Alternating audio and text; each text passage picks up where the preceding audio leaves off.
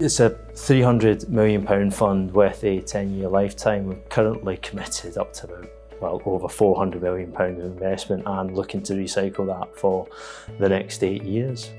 We're property developers specialising in the development of strategic land, largely for residential development, with a number of city centre developments as well. And here in Manchester, our current scheme is Manchester New Square, a brand new development of 351 apartments. We are all about supporting where Greater Manchester wants to deliver housing and supporting any types of housing tenure that aligns with GM strategy. So the only geographic focus is the 10 GM districts. This scheme is a partnership between Manchester City Council, who owned the land and still own the freehold, Moscare St Vincent's, the registered provider, Rowlandson and Rise Homes. So we are developing here 54 houses, some for shared ownership and some for open market sale. We specialise in a number of divisions covering housing association partnerships, private rented schemes with institutional funds, mainly in the city centre, and some outright sale as well. This year we'll be completing around about 700 new homes across the northwest.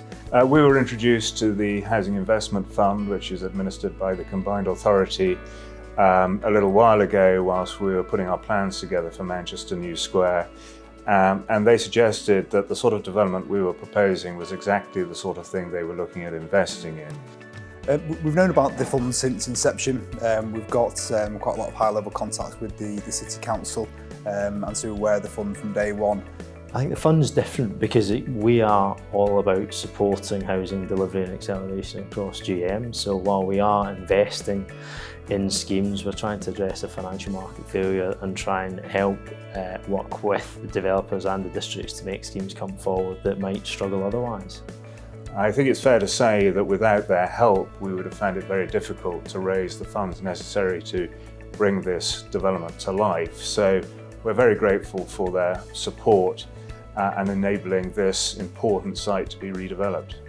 Stockport Town Centre is a whole town plan. Building private residential units in the town centre is really important to us because we need mixed tenure in the town centre to support all our developments, because we want the town centre to be owned by everyone. GMCA and TFGM have been absolutely fantastic partners, and together with Stockport Council we have come up with something really innovative. The Housing Investment Fund has been critical. It's facilitated and enabled Rise to develop 119 homes in the town centre, which again has been a catalyst for other development and other residential development coming into the town centre. Whilst the fund is clearly set up to make a return on the investment, I think the overriding principle of encouraging developers to build new homes almost gives us more of a supportive kind of feeling about it. So, weighing up the competitiveness on the rates, as well as the knowledge that if you do run into problems, there'll be someone there to support you through it, allows us as developers to focus on building new homes and delivering much needed homes within Greater Manchester. I would certainly encourage others to approach the fund.